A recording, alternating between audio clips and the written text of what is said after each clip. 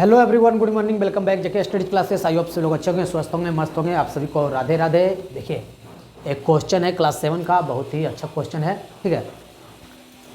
और आप proper sunglasses लगा लिए हैं क्योंकि मेरा कोचिंग रोड के बगल में ही है, तो बहुत धुलकन उठता है, थोड़ा चश्मा लगा लिए ना आँख के बचाव के लिए। फिर देखिए क्वेश्चन क्या है, स्क्रीनशॉट लगा हुआ है, आप देख लीजिए, हम पढ़ते हैं, ठीक है। बोल रहा है डी एल और बी एम एक समांतर चतुर्भुज ए बी सी डी की क्रमशः भुजाएं हैं। मतलब ए बी सी डी एक समांतर चतुर्भुज है जिसकी भुजाएं क्रमशः डी एल, कहने का मतलब डी एल और बी एम, ठीक है। और क्या बोल रहा है, भुजाएं ए बी और ए डी पर लंब है। देखिए, ए बी पर भी लंब है और ए डी पर भी लंब है ना। चलिए, लंब है। और क्या बोल रहा है, यदि समांतर चतुर्भुज का क्षेत्रफल दिया हुआ है 1470, कोई दिक्कत नहीं होना चाहिए, ठीक है। यदि समांतर चतुर्भुज का क्षेत्रफल 1470 सेंटीमीटर स्क्वायर है, ए बी बराबर 35 सेंटीमीटर है, ए बी बराबर 35 सेंटीमीटर है, ठीक है, दिया हुआ है। और ए डी बराबर 49 सेंटीमीटर है, ए डी बराबर 49 सेंटीमीटर है, तो बी एम और डी एल की लंबाई ज्ञात करें। मतलब बी एम कहने का मतलब ये बी एम और डी एल की लंबाई ज्ञात करें। डी एम और डी एल की लंबाई ज्ञात करें।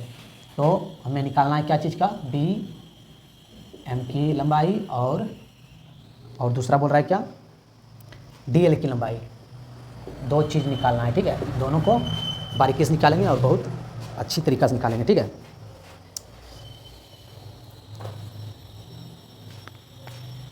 देखिए, पहले तो देखने की बात यहाँ ये है कि ये तो समांतर चतुर्भुज है, ठीक है, जिसका ये आधार हो गया है, तो लंब ये हो जाएगा, है ना। जब ये आधार हो जाएगा तो लंब ये हो जाएगा, ये ध्यान रखिएगा, ठीक है।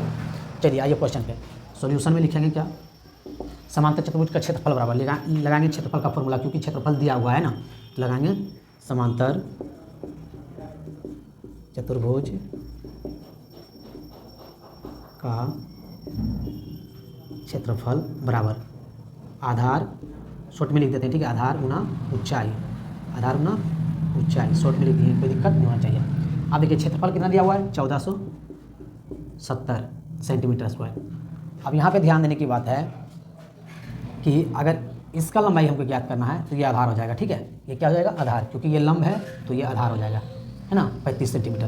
तो आधार कितना दिया हुआ है, 35 सेंटीमीटर, लिखेंगे 35 सेंटीमीटर गुना ये आधार है तो ये लंब है, तो लंब यही तो ज्ञात करना है, ये ज्ञात करना है और इसका ये ज्ञात करना है, ठीक है।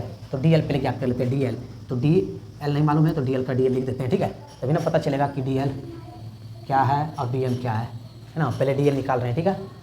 चलिए देखिए, अब क्या करेंगे, देखिए डी एल के साथ ये 35 क्या चीज़ में है, मल्टीपल में, इधर आएगा तो डिवाइड में, तो लिखेंगे डी एल बराबर 1470/35।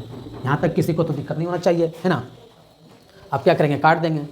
काटने के लिए अगर नहीं आता है तो भागा दे दीजिए डायरेक्ट, ऐसे तो काटेंगे तो हमको पता है कि आ ही जाएगा। देखिए 70 भागा दे दीजिए 35 से, 4 बार में लगा ये 42, हाँ 42 आ जाएगा, 42 डी एल आ जाएगा 42 सेंटीमीटर स्क्वायर।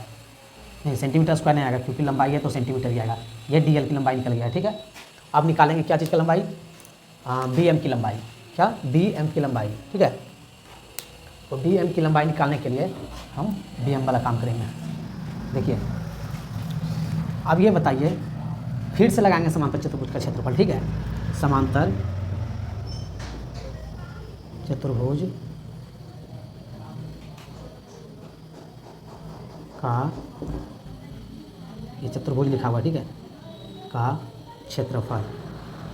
क्षेत्रफल बराबर आधार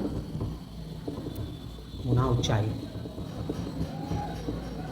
अब ये बताइए हमको, बी एम निकालने के लिए, मतलब कि बी और एम निकालने के लिए, ये बी एम, तो देखिए बी एम लंब है इस पे, किस पे, इस भुजा पे, मतलब डी ए पे, ये पे लंब है ना। तो ये जब इस भुजा पे ये लंब है, इस भुजा पे बी एम लंब है, तो ये आधार हो जाएगा, क्या हो जाएगा, आधार हो जाएगा। तो हम लिखेंगे क्षेत्रफल पहले कितना दिया हुआ है, क्षेत्रफल बैठा देते हैं। क्षेत्रफल दिया हुआ है 1470, कोई दिक्कत नहीं। आधार दिया हुआ है 49, अगर आधार 49 लेंगे, आधार 49 लेंगे तो ऊंचाई तो हमें बी एम लेना पड़ेगा, बी एम, है ना, बी एम। अब देखिए बी एम के साथ ये क्या चीज़ में है, बी एम के साथ गुना में है, इधर आएगा तो डिवाइड में हो जाएगा, क्या चीज़ में हो जाएगा, डिवाइड में हो जाएगा। बी एम के साथ गुना में, ठीक है।